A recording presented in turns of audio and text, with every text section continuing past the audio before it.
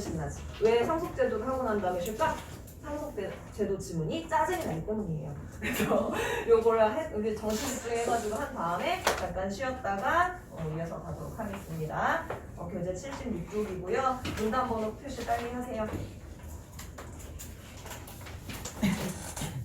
문단 번호 표시 몇 문단 나오나 표시해보세요.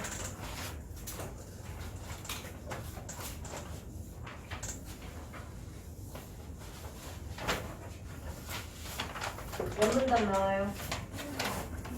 응? 네 문단 나와요. 글이 겁나긴데 네 문단밖에 안 나온다는 건 뭐야? 정보량이 많다라는 거예요. 정리 잘하면서 읽어야 되는데 자 1문단부터 봅시다. 상속이란 피상속인의 사망에 의해 피상속인이 갖고 있던 모든 재산상 권리와 의무의 일체가 상속인에게 승계되는 것을 말한다. 한 문장인데 여기 너네 모르는 단어 분명히 두세 개 실려 있을걸? 그죠? 이 질문의 가장 큰 문제점은 그거야. 단어가 어려워. 잘 체크하셔야 되는데 일단 기본적으로 여기에서 여러분들이 반드시 알아야 하는 기본 어휘는 뭐냐? 피상속인이야. 피상속인이 뭐야? 상속을 당하는 사람이란 뜻이지. 그치? 그치? 그럼 상속을 당한다, 피상속이니까 상속을 당하는 사람이라는 뜻이지? 혼란스럽지? 이거 봐. 말장난이야. 봐봐. 피니까 상속을 당하는 사람 이렇게 풀이할 수 있을 것 같은데 그렇게 되면은 상속인이 돼요. 이게 상속을 당하는 사람이야. 그러니까 상속받는 사람. 이거는 막 꼭 써야 되는 건 아닌데 이제 헷갈리게 내려면 그렇게 될 수 있으니까 잘 이해하라고요. 상속받는 사람이 아닌 사람이니까 피상속인은 뭐가 되는 거야? 그러니까 상속해주는 사람이지. 내가 아까 피상속인은 상속을 당하는 사람이야 라고 했을 때 그런가? 라고 생각했다면 이거 써놔. 헷갈리면 안 되니까. 요 개념이 이제 상속해주는 사람 이렇게 쓰지 않고 피상속인 이딴 식으로 써버리니까 문제 풀다 보면 그게 분명히 헷갈려질 거예요. 그래서 요거를 좀 짚고 가고요. 자, 그 사람 이제 죽어. 상속해줄 사람이 죽어. 그래서 자기가 갖고 있던 모든 재산상 권리와 의무의 일체를 상속받는 사람한테 주는 것, 그것이 상속이래. 그럼 여기에서 또 밑줄 그어야 되는 건 뭐냐면 모든 재산상 권리와 의무라는 거예요. 모든. 자, 상속의 대상. 받는 사람에게 줄 수 있는 것은 모든 것이라는 거예요. 꼭 좋은 것만 주겠냐? 아닐 수도 있다라는 얘기죠. 그래서 그 얘기를 이따가 할 거란 말이야. 자, 여러분들이 이 개념을 일단 짚고 가야 되고 있고 그러면 여기 1문단에 가장 중요한 거니까 쓰고 가자. 상속이란 이 상속인이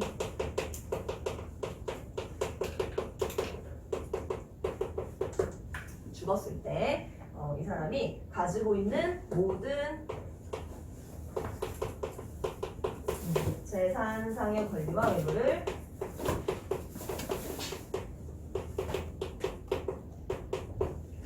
상속인에게 넘겨주는 것.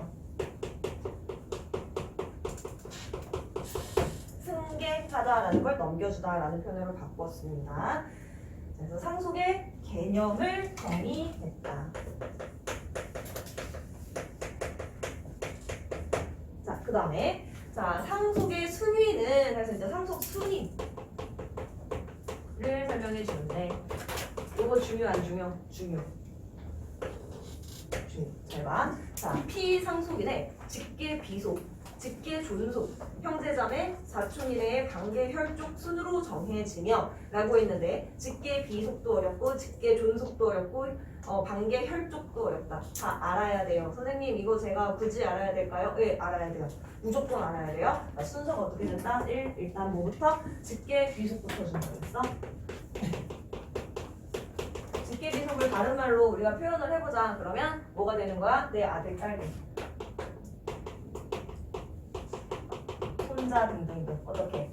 이 피상속인의 아래로 직계인데 아래로 갑니다. 자, 그 다음에 두 번째로 없을 수도 있어. 결혼 못 해가지고 아들, 딸, 손자가 없을 수도 있잖아. 그럼 그럴 때는 어떻게 하나요? 이 사람이 죽었을 때 이 사람의 재산은 어디에 가나요? 누구한테 가나요? 누구한테 간대요? 직계 존속한테 간대요. 직계 존속은 어디로 가는 거야? 위로 가는 거야. 위로. 아버지, 어머니. 이쪽으로 가시면 돼요. 할머니, 할아버지 이렇게 위로. 자, 이렇게 올라갔는데 올라갈 수도 없게 또 부모님도 돌아가신 천에 고아일 수도 있잖아. 그럼 어떻게 하죠? 그러면 형제자매한테 연락을 해봅니다. 아니 형제자매도 없는 외동이면 어떡하죠? 엄마도 아빠도 없고 자식도 없고 형제자매도 없는 그런 정말 외로운 사람이면 어떡하죠? 세상 어디 천지에 친척은 있지 않을까요? 사촌 이내의 관계혈족 한테 갑니다. 고모, 큰아버지, 사촌 등등등 이렇게 가는 거야. 그러니까 내가 있어. 여매언니가 있어. 자, 내가 죽었어. 이렇게 죽었습니다. 자, 그래서 나의 재산, 있지도 않은 재산을 한번 줘보자. 상상으로 남아줘보자. 그러면 일단 내 아래부터 가는 거야. 그치? 나의 아들, 딸에게 먼저 접근을 해보는데 어머 세상에 혜원이는 지금 아들, 딸이 없잖아? 그럼 위로 봐봐. 어머니, 아버지. 저 어머니가 근데 만약에 안 계신다 그러면 그 다음에 어떻게 가요? 이렇게 옆으로 해서 형제한테 가고 형제가 없다 진짜 고하다 그러면 이 위에서 뻗어나온 것으로 가서 뭐 고모나 큰아버지 이렇게 간다라는 그림으로 생각을 하시면 돼요. 그림으로 아래로 갔다가 위로 갔다가 옆으로 갔다가 이렇게 꺾어서 요건 한번 꺾는 거야. 관계혈족은 이제 그렇게 생각을 하시면 돼요. 자, 이게 왜 중요하다 그랬냐면 문제로 나올 때 어떻게 나와? 여매언이 죽었다. 여매언의 직계 비속이 어쩌고 이렇게 얘기하네. 여매언은 딸이 없고 형제도 없다. 이럴 경우 여매언의 상속재산은 누구에게 갈까? 여매언은 자식이 없어. 그리고 형제도 없어. 그럼 여매언의 재산은 누구에게 갈까? 엄마한테 가야지. 그치? 엄마는 아빠한테 가야지. 그렇게 나온단 말이야. 알았지? 어떤 상황을 주고서 여기에서 제일 먼저 적용되는 게 뭐고 그 다음에 적용되는 게 뭐고 요거보다 요쪽으로 여러분들이 이해를 하면 좋고요. 자, 근데 혜원이가 가진 게 하나 있어. 아들, 딸도 없고 엄마, 아빠도 안 계시고 형제자매도 없어서 가진 게 한 명 있다면 그것은 박찬우야. 내 남편 이름이에요. 네. 자, 내 남편이 있다. 그럼 어떻게 가요?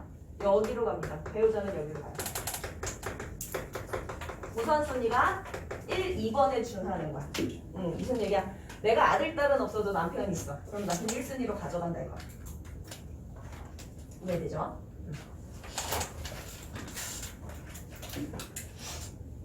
됐어. 자, 이제 그 얘기를 할 거야. 자,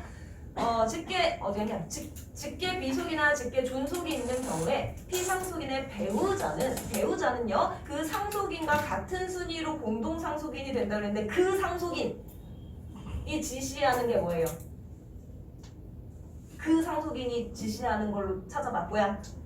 직계 비속이나 직계 존속. 화살표. 직계 비속이나 직계 존속의 화살표. 그 상속인이 말하는 건 직계 비속이나 직계 존속. 1번, 2번.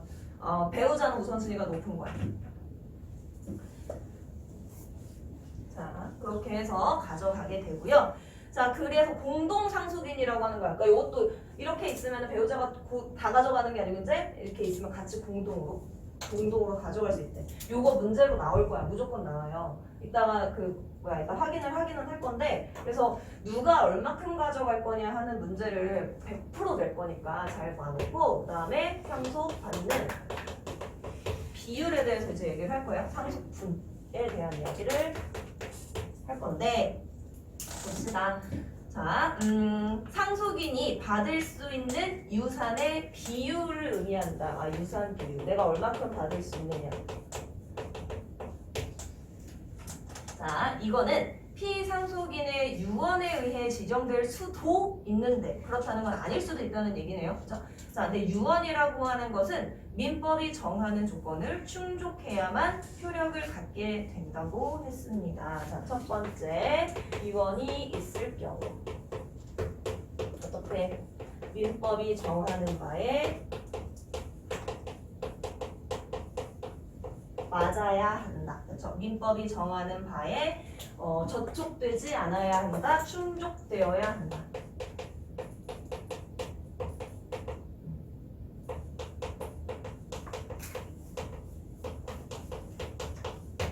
여러분 지문에는 충족이라고 표현되어 있지만 얘를 다른 말로 저촉되지 않는다라고 표현을 할 수도 있다라는 얘기야. 자, 그래야만 효력이 있습니다. 그러니까 법의 지정 범위 내에서 유언이 쓰여져야 한다라는 얘기야. 그럼 만약에 누가 여면이가 이제 유언을 남겼는데 그 유언이 민법에서 정하는 바에 충족되지 않았다. 그러면은 어떻게 한다? 2번 없는 걸로 간주하는 상황이 될 거예요. 자, 일단 이렇게 해놓고 2번 됐냐? 피상속인이 상속분을 지정하지 않았을 때 그게 바로 유언이 없다라는 얘기지. 지정하지 않았다, 다른 말로 유언이 없다. 자, 그때에는 법정 상속분 규정에 따라서 상속이 이루어진다. 이것도 역시 어떻게 되는 거예요? 법에 따라서.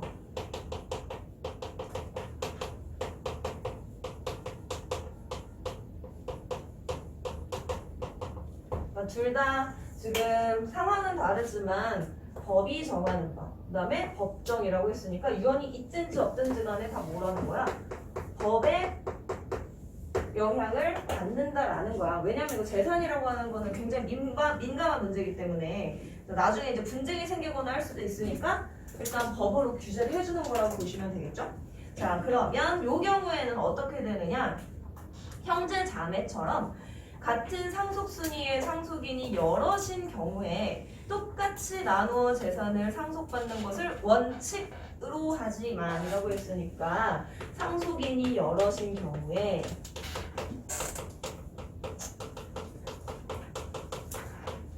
어떻게 한다? 똑같이 분배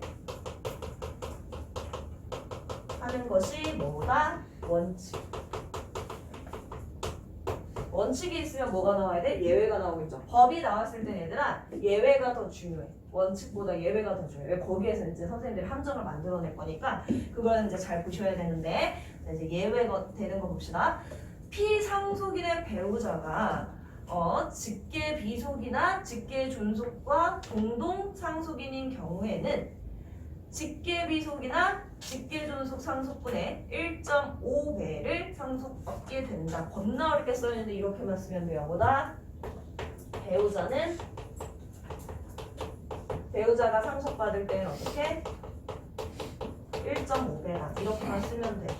왜? 배우자가 상속받는 경우는 이거 아니면 이거 아니겠니? 1번 아니면 2번이에요. 저 직계 존속이나 직계 비속이랑 공동 상속인인 경우밖에 없을 거 아니에요. 그러니까 그 경우에 얘는 1.5배 받는다는 거야.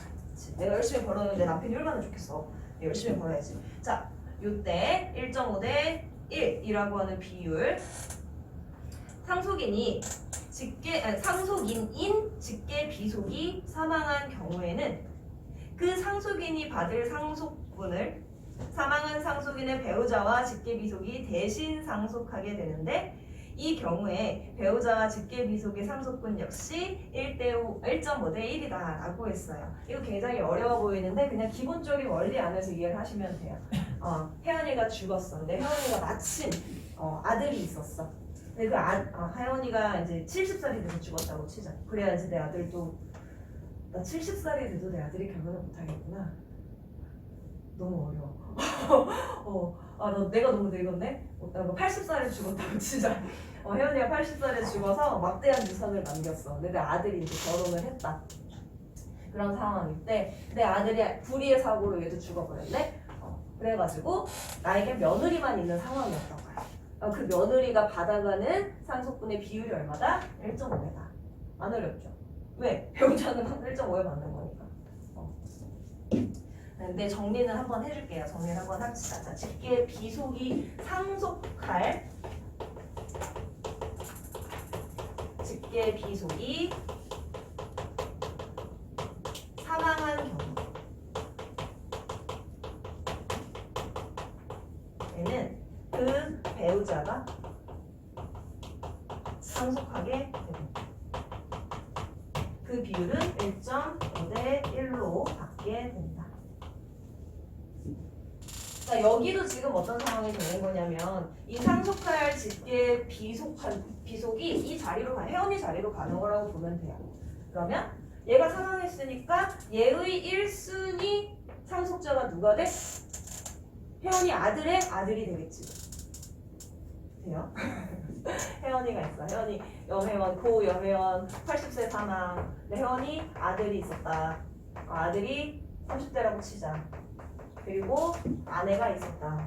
그리고 이 사이에서 또 아들 말고 그냥 딸을 낼까? 딸을 낳았다. 그런데 애석하게도 아들이 일찍 죽었어. 그래서 아들이 죽은 걸 본 혜원이가 죽었다. 이런 상황인 거야. 그러면 내가 가지고 있는 재산이 이제 남편한테 가는 건데 얘한테도 가야 되잖아 원래, 그치? 근데 얘한테 갈 재산이 길을 잃었네. 그래서 어디로 간 거야? 이제 여기로 가는 거란 말이야. 근데 이 아내한테만 가는 게 아니라 얘한테도 딸이 있기 때문에 둘이 이제 같은 공동 상속인이 되는 상황이고 얘가 1.5, 얘가 1 이렇게 가져간다. 그치?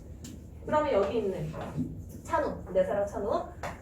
찬우는 얼마큼 받아?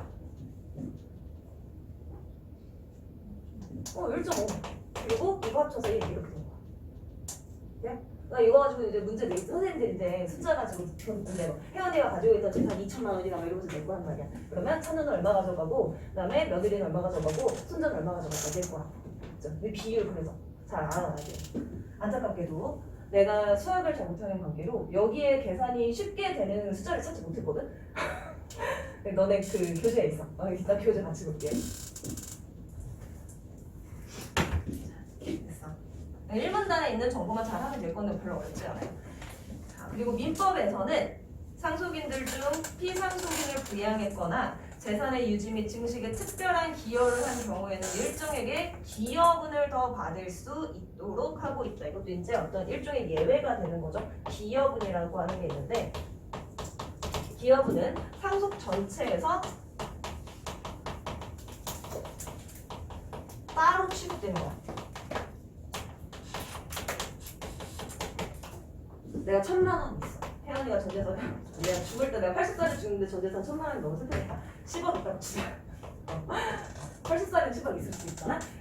10억 있다고 칩시다. 근데 내 아들이 나의 사업체를 운영해줘가지고 막 뻥튀기를 시켜준 거야. 그래서 얘가 내 재산이 원래 5억이었는데 10억이 되는데 기여를 했어. 얘가 5억만큼 늘어나게 해줬다. 이걸 기여분으로 쳐주는 거야. 그러면 염혜원의 재산은 10억이 아니라 5억인 것으로 간주를 하고 이 5억은 무조건 아들 준다. 이렇게 되는 거죠.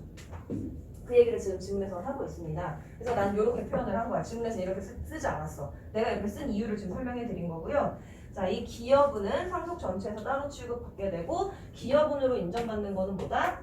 피상속인을 생전에 부양했거나 또는 재산 증식에 기여했을 때 그럴 때만 기여분으로 재산을 따로 취급해서 인정을 해준다라고 이야기하고 있어요. 아무나 다 해준다는 건 아니야. 근데 또 이 기여분도 이제 막 혜원이가 이제 아들 딸 막 해가지고 다복하게 5을 낳았어. 뭐 걔네가 이제 엄마의 1억을 2억씩 논아갖고 싶어 하겠지. 1억이면 너무 10억을 2억씩 논아갖고 싶어 하겠지. 그럼 분쟁이 일어날 거 아니야. 오빠가 한 게 뭐 있어? 엄마 아플 때 내가 다 뒷바라지는데 하면서 싸울 거 아니야. 그치? 그런 거 안 봤어? 나는 봤어. 난리도 아니란 말이야. 그러니까 그 기여분을 합당하게 뭐 해야 돼? 서로 합의를 봐야지만 그렇게 줄 수 있습니다. 이 조건은 뭐야? 합의 봐야 돼. 무조건적으로 다 줄 수 있는 건 아니야. 야, 니네가 모르라서 그러는데 내가 엄마 재산 5억일 때 손 봐줘가지고 10억 만들었어. 이게 알바야? 오빠가 어떻게 증명할 건데 왜 이렇게 싸울 수 있단 말이야. 이제 그런 거 이제 합의를 봐줘야 된다고 써 있어요. 볼게요. 자. 다시 그리고 민법에서는 상속인들 중 피상속인을 부양했거나 재산 유지 증식에 특별한 기여를 했을 때 일정분의 기여를 더 받을 수 있도록 해주고 있고요. 기여분은 다른 상속인들과 합의를 통해 정해지도록 되어 있어요. 그렇죠? 합의. 기여분이 인정되면 전체 상속재산에서 그 기여분을 빼고 남은 것을 다시 나누게 됩니다. 그러면 아까 우리가 혜원이의 재산을 아들과 며느리와 남편과 손자가 나누는 걸 봤잖아. 그치? 근데 여기에서 딸이 갑자기 등장해서 기여분을 얼마를 인정받았다라는 내용이 추가될 수 있겠죠. 미쳐버리겠지. 그런 문제를 대비해서 1문단을 좀 꼼꼼히 보셔야 돼요. 기여분이라고 하는 거는 따로 취급돼서 전체 재산에서 제외되는 금액이라고 봐야 되고 그 남은 금액에서 1.5대 1 뭐 이런 식으로 비율을 나눠 갖게 되는 거다. 되죠? 그래서 1문단이 제일 중요해. 이그래서 그 다음에 이제 그 다음 내용들은 두 번째로 중요한 내용이 되겠지. 근데 사실 상속제도 지문은 굉장히 낼 수 있는 건덕지가 많기 때문에 꼼꼼하게 봐주셔야 돼요. 이제 2문단으로 갑니다. 자, 2문단은 상속인이 채무를 포함한 피상속인의 모든 재산의 권리와 의무를 제한 없이 승계할 것을 인정하는 의사 표시를 단순 승인이라고 한다 해서 단순 승인에 대해서 이야기하고 있는데 자 얘는 모든 재산. 근데 그 모든 재산이라고 하는 거에 뭐가 들어간대요? 채무를 포함한다. 채무는 다른 말로 뭐야? 빚도 포함해서 다 받아가는 것을 모든 재산과 권리를 다 받아가는 것.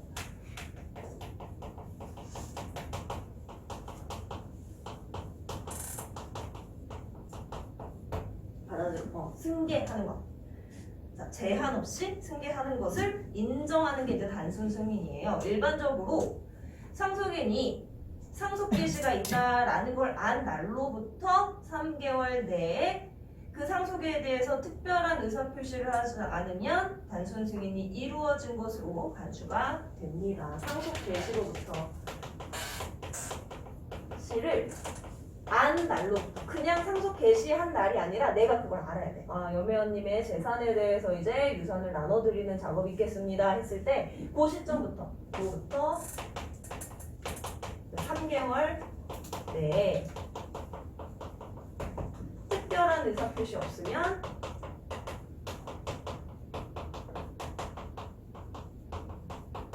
단순 승인이다. 이게 이제 가장 기본적인 단계라고 할 수 있겠죠. 그런데 이 같은 단순 승인으로 인해서 피상속인의 권리와 의무가 모두 승계되어서 오히려 상속인이 피해보는 경우가 생길 수가 있어요. 상속인에게 빚이 승계되는 경우가 그 대표적인 예인데 피상속인이 갖고 있던 재산상의 권리와 의무에는 빚도 포함되기 때문에 채무, 그치? 빚도 포함이 되기 때문에 원래 빚을 갚아야 할 피상속인이 사망하면 상속인이 그 빚을 갚을 필요가 없다고 생각하기 쉽지만 어떻게 해야 된다? 그걸 갚아줘야 된다 이거야. 왜? 네가 다 받았기 때문에. 재산이라고 생각해서 받은 것 속에 빚이 포함이 되어 있으면 그것까지 다 갚아줘야 되는 상황이 된다. 그래서 이 단순 승인으로 인해서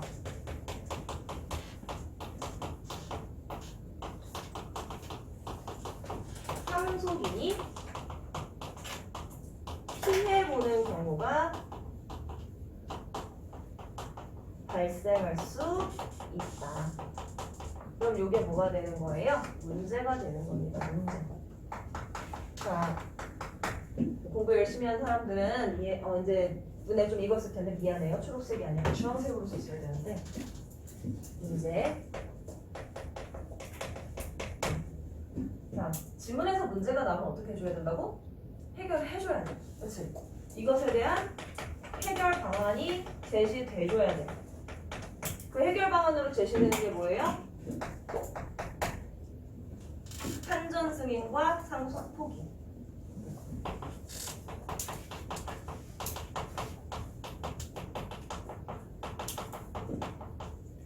그러니까 한정 승인과 상속 포기는 뭐 하려고? 단순 승인 받아서 피해 보는 것을 방지해주기 위해서 따로 마련해 놓은 조치다라는 거야. 웬만하면 다 단순 승인 되겠죠. 근데 이제 여회원이 알고 보니까 10억이 재산인 줄 알았는데 뒤로 이제 맨날 딴짓을 하고 다녀가지고 빚이 20억인 경우도 있을 수 있잖아. 내 자식들은 몰랐던 거야. 그래가지고 엄마가 내가 알기로 엄마가 10억이 있어 막 그래가지고 받았다. 그러면 문제가 될 수 있는 거예요. 걔가 남은 평생 10억을 갚아야 되는 상황이 될 수 있으니까 그 부분에 대한 대안을 마련을 해주는 거예요. 자, 한정 승인으로 갑니다. 3문단.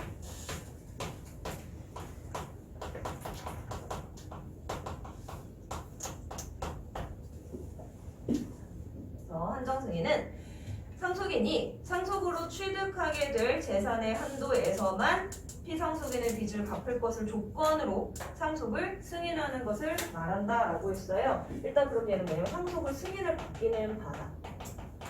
그런데 조건이 뭐야? 그 재산 한도 내에서 채무를 이해하는 것.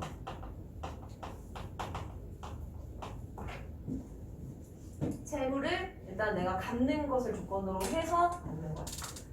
자, 근데 요거는 어떤 경우에 이렇게 우리가 한정 승인이라고 하는 걸 하게 되느냐? 일단 이 내용을 읽고, 즉 청산 절차에 따라 상속인이 상속받을 재산으로 빚을 먼저 갚고 나머지 재산을 받는다라는 거야. 이건 어떻게 되는 거냐면 재산에서 빚을 뺀 나머지가 뭐가 되는 거예요? 내가 상속받는 금액. 금액이라고 표현해도 되나? 집이 될 수도 있지만 어쨌든 상속받는 거는 재산에서 빚을 뺀 것이라고 보면 되는데, 자, 상속인이 피상속인에게 상속받을 재산이나 빚의 규모를 가늠하기 어려울 때, 내가 얼마를 받게 될지 또는 얼마를 갚아야 될지 정확히 모를 때 이런 방법을 택할 수 있대요.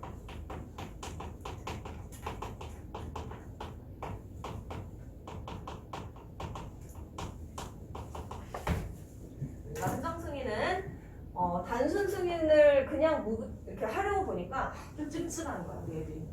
엄마가 왠지 살아생전에 사치를 부렸던 것 같은데 가방이 막 있는데 이게 어디에서 나온 돈일까 찝찝한데, 그럼 저는 한정 승인하겠습니다 할 수 있다는 거야. 반면 4문단이 있지, 미안해요. 상속 포기는 상속에 관한 권리를 모두 포기. 이거 뭐예요? 상속 포기하는 거 말고 상속 권리를 모두 포기하는 거.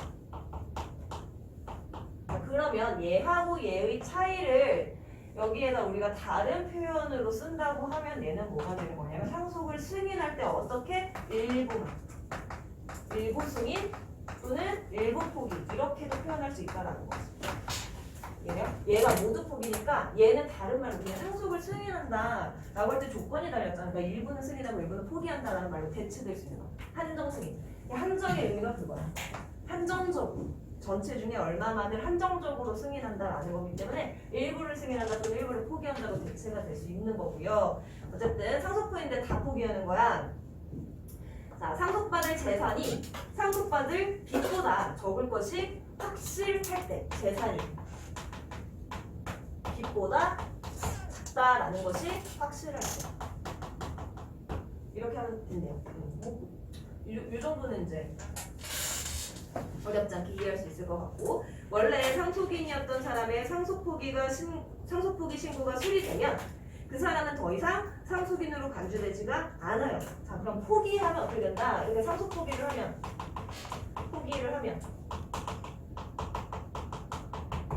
상속인으로서의 자격이 박탈된다라고 표현할 수 있어요? 왜? 상속인으로서의 자격이 상실된다라고 표현할 수 있는 거야. 나 그거 알려주려고 하는 거야. 여기 뭐라고 했어? 더 이상 상속인으로 간주되지 않는다라고 했으니까 상속인이 아니다. 상속 자격이 없다. 같은 말이지. 문제에서 똑같이 표현될 수 있는 것 지금 얘기해 준 거예요. 상속인으로 간주되지 않는다. 상속인으로서 자격이 없어진다. 같은 말로 볼 수 있는 거지. 그러면 계속 어떻게 다음 직계 비속이 먼저 포기해서 그럼 직계 존속한테 배우자하고 이제 직계 비속한테 가는데 둘 다 안 받는데, 그럼 직계 존속한테 안 받는데, 그러면 그 다음에 형제자매한테 안 받는데, 그러면 고모 삼촌 뭐 큰아버지 다 안 받는데, 그러면 그 다음에 어떻게 해요? 모두 포기하면, 모든 상속인이 포기하면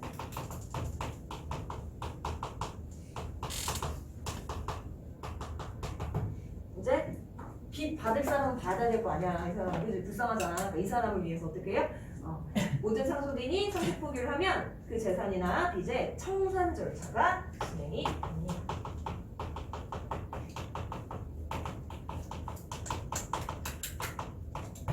이렇게 산정 승인과 상속 포기를 설명해 주는데, 얘네는 모두 뭐야? 단순 승인으로 인한 피해를 없애기 위해서, 피해를 미연에 방지하기 위해서 마련해 놓은 제도다라는 거고요. 자, 그러면 그렇다면 한정 승인이나 상속 포기 신고 아무 때나 할 수 있는 걸까? 라고 하면서 이제 세부적인 내용을 이야기를 해줄 건데 여기다가 쓸게요. 왜냐면 옆에다가 쓰는 게 다음입니다. 한정 승인이나 상속 포기를 언제 할 수 있느냐 하는 가능 시기에 대한 이야기를 할 건데, 자 일단 뭘 썼냐면 소설 방식으로 뭘 썼냐면 질문의 방식을 사용하고 있죠. 그러니까 질문을 통해서 뭐 하는 거야? 관심, 유도. 그다음에 화제를 제시하고 있죠. 무슨 얘기할 거라는 뜻이야. 이제 언제 할 수 있는지에 대해서 얘기를 하고 싶다 이거야. 자 아무 때나 할 수 있을까? 만약 피상속인에게 재산은 없고 빚만 있다면 피상속인이 사망하지 않았더라도 미리 상속 포기하는 것이 낫지 않을까? 번거로울 수 있으니까, 그치? 내가 그 정해진 기간 내에 못하거나 이래가지고 피해 볼 수도 있으니까 그냥 미리 우리 엄마 대충 보니까 빚이 많을 것 같은데 저는 미리 포기할 기회가 되겠냐고 그거 얘기를 할 거예요. 근데 우리 법에 따르면 그럴 수가 없대요. 자 한정 승인이나 상속 포기 신고를 할 수 있는 것은 법으로 기간을 정해놨습니다. 자, 즉 상속의 한정 승인이나 상속 포기는 상속인이 상속 개시가 있음을 안 날로부터 3개월 내에 신고해야 하고 그 기간이 지나면 단순 승인을 한 것으로 보는 것이 원칙이다라고 했어요. 한정 승인과 또는 상속 포기를 할 수 있는 시기는 언제나 상속 개시를 안 날로부터 3개월 내. 이거는 법으로 정해져 있다. 근데 내가 지워서 그런데 우리 앞에 너네는 이제 써놓은 거 보시면 되는데요. 상속 개시를 안 날로부터 3개월 내라는 표현을 아까도 썼던 것 같은데 언제 썼어? 단순 승인할 때 썼어, 그치? 단순 승인할 때 뭐라고? 단순 승인은 상속 개시를 안 날로부터 3개월 내에 얘가 뭘 하지 않으면 그걸 지나면 단순 승인 된 걸로 간주한다 라는 표현을 했지. 그러니까 이 안에 우리가 상속 개시라고 하는 시점이 있고 3개월째 되는 날이 있는다. 그치? 그리고 그 이유가 있겠죠. 이 안에서는 내가 한정 승인이나 포기를 할 수 있어. 근데 이거 지나면 자연스럽게 단순 승인이 되는. 아까 우리가 쓴 거 그 개념 그대로예요. 그러니까 이 이후에 단순 승인이 된다면 그 안에는 내가 뭘 할 수 있느냐에 대해서 3문단에 설명해 준 거라고 보면 돼요. 그치? 그냥 이렇게 머리에 그림만 그려놓고 안 써도 상관없을 것 같아. 자, 즉 상속의 한정 승인이나 상속 포기는 그 기간 안에 해야 하는 거. 자, 그리고 지나면 단순 승인이 되는 거. 상속이 개시되기 전에 상속인이 피상속인과 상속 포기 약정을 하더라도 그 포기 약정은 효력이 없다라고 했어요. 자, 여기서 뭐라고? 상속 개시 전에는 포기 약정을 해도 효력이 없다. 당연하지. 왜? 상속 개시가 기준이 되는 시점인 거니까 이 앞에서 뭐하고 오만 걸 다 해놔도 소용이 없다. 이거는 법에서 받침해 줄 수가 없다 이거지. 뭐 특별한 설명이 필요한 게 아니죠. 너무 되게 상식적인 건데 근데 어차피 결과적으로 내가 포기를 하는 건 똑같으니까 이런 식으로 접근을 하면 안 된다 이거고요. 자, 다만 상속 포기하는 순서가 있어.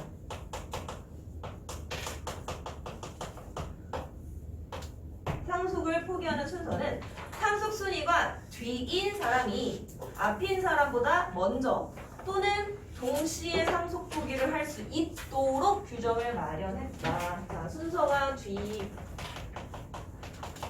사람이 나 이거를 좀 이제 매력적으로 멋있게 쓰면 뭐라 그러냐면 후순위 상속자, 상속 예정자 뭐 이렇게 얘기할 수 있죠. 그 사람이 어떻게 할 수 있다? 먼저 또는 동시에 포기하는 것은 가능해.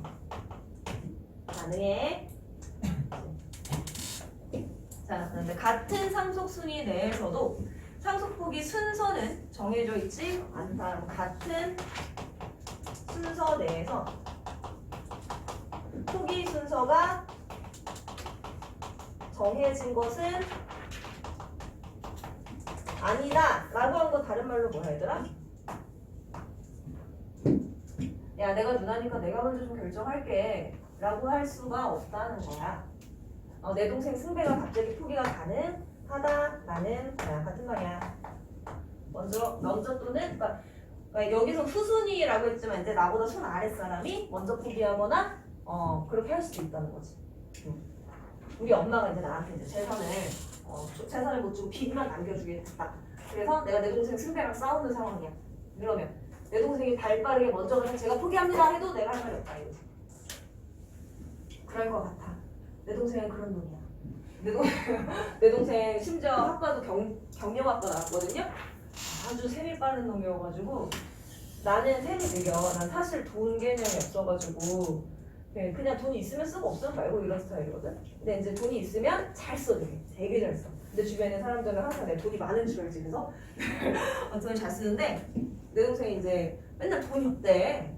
난 걔 재수할 때도 내가 거의 뒷바라지 다 했어. 용돈 주고 도시락 싸주고 학원 갔다 그러면은 막 가가지고 막 챙겨주고 다 했거든. 어느 날 봤는데 걔 돈이 너무 많은 거야. 그랬더니 돈이 다 어디서 났니? 그랬더니 알 필요 없대. 알 필요 없다. 알 필요 없어. 다 내 돈이지.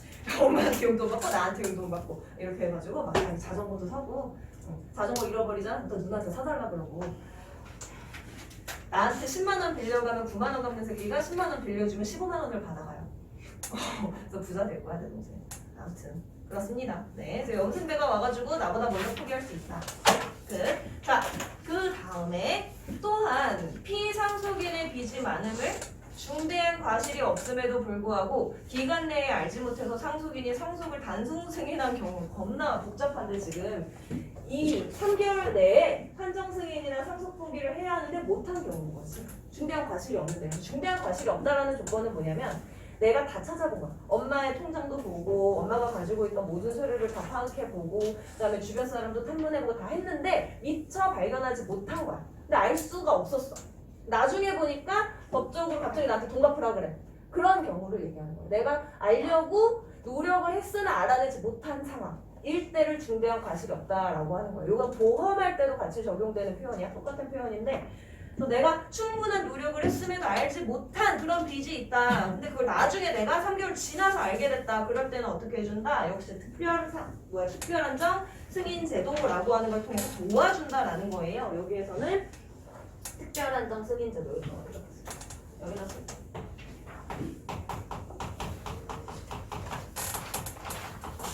그냥 밑에다가 쓰시면 그 페이지 옆에다 쓰시면 될 것 같아요. 특별한정 승인 제도는 보다 내가 한정 승인이나 상속 포기를 하지 못한 빚을 끌어안게 되었을 때 기간 내에 3개월이라고 하는 그 기간 내에 알지 못해서 단순 승인한 경우에 적용되는 거고요. 이때 이 알지 못했다라고 하는 게 중대한 과실이 없는 것을 전제로 한다라는 게 중요하죠.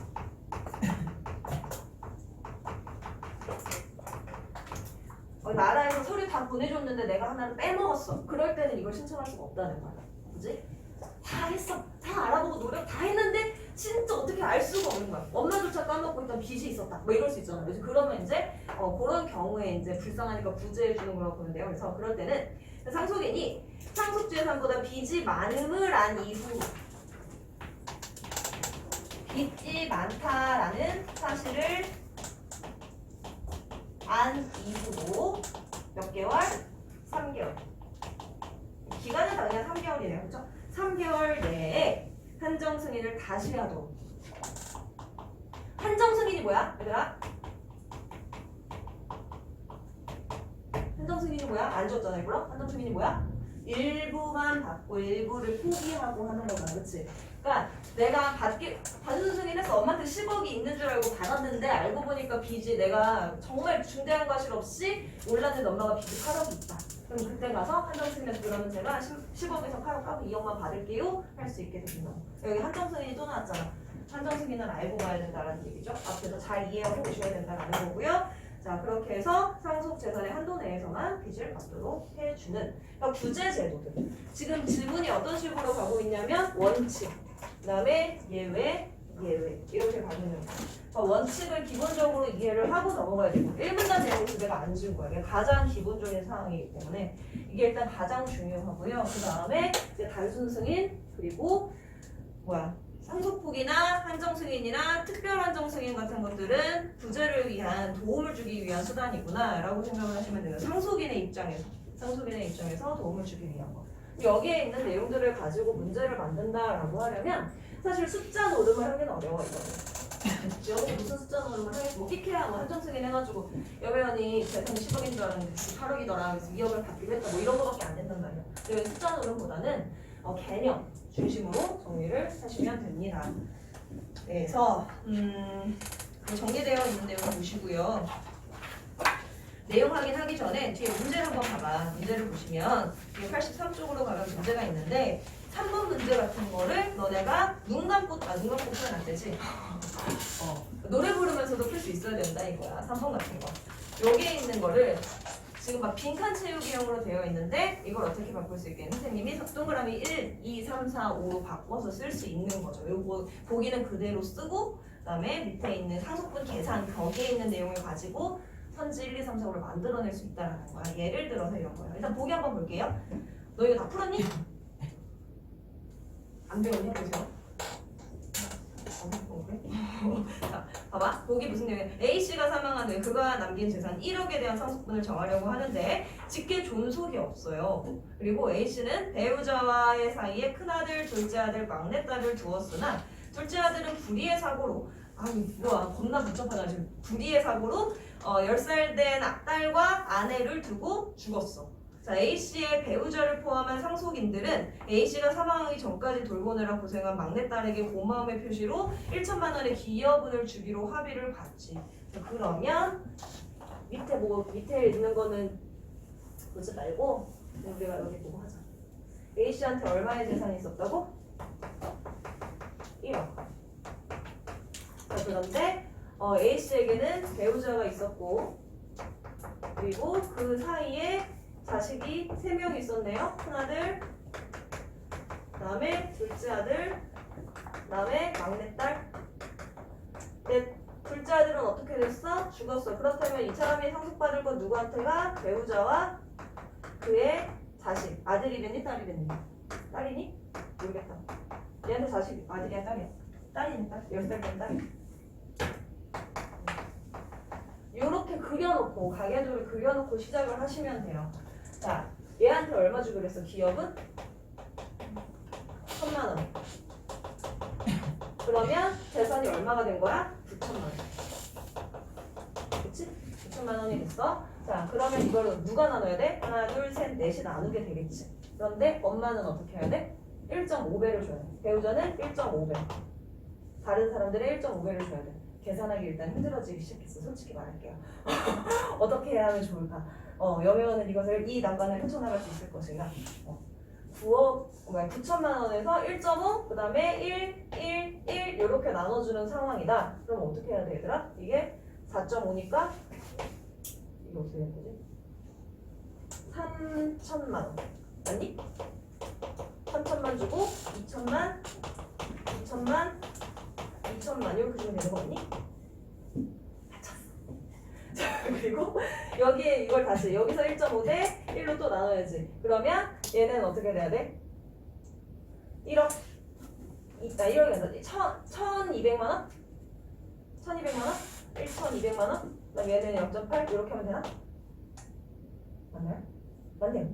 미쳤나봐. 오, 약발이. 오, 백신임인 것 같아. 아무튼 이런 식으로 계산을 해야 된다는 거지. 숫자 바꿔서 낼 거예요. 선생님들도 이제 사실 싹 잘 못하니까 과감한 숫자를 쓰지는 못할 거야. 근데 이제 이런 식으로 문제를 얼마든지 낼 수 있으니까 기여분의 X가 달라질 수도 있죠. 기여분이 3천만 원으로 바뀔 수도 있단 말이야. 근데 이 계산하는 연습을 좀 하셔야 돼요. 그리고 그 위에 1번 같은 것도 지금 보시면 적절한 거 모두 골라보자라고 했는데 얘가 지금 답이 뭐냐면 마 빼고 다 적절한 걸로 되거든요. 요거 이제 문제 내기 쉽겠지.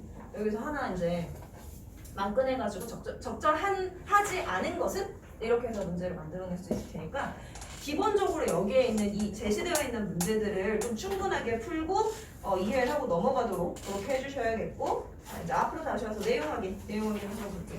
뭐 이거는 문제가 쉬우니까 1번 상속인이 피상속인의 모든 재산의 권리와 의무를 제한 없이 승계하는 게 뭐야? 단승. 이게 가장 기본적인 사항이에요. 3개월 내에 뭐 특별한 의사표시 없으면 무조건 단승 승인이 되는 거지. 자, 모든 상속인이 상속을 포기했다. 그러면 어떤 절차가 진행이 됩니까? 상속을 포기했을 때 청산. 그렇지? 비파티 해야지. 청산 절차. 청산 절차가 진행이 됩니다. 자, 3번. 상속으로 취득할 재산 한도 내에서만 빚을 갚는 거 한정 승인.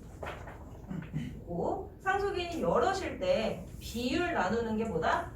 상속 분의자, 즉 유산의 비율이라고 했고, 그다음에 5번 재산보다 빚이 많아 또는 재산이 빚보다 적어 그런 경우에 같은 말이죠. 같은 말인데 지금 다르게 표현한 거야. 재산이 빚보다 적다 또는 빚이 재산보다 많다. 그럼 뭐한다? 상속 포기한다. 얘는 우리가 알고 있으면 너무 좋은 거 아니니? 잘 알고 있으란 말이야. 그러면 나중에 되게 유용하게 도움되는 것들이 수능 특강에서 많이 나와요. 잠깐 쉬었다가 이어서 보도록 하겠습니다.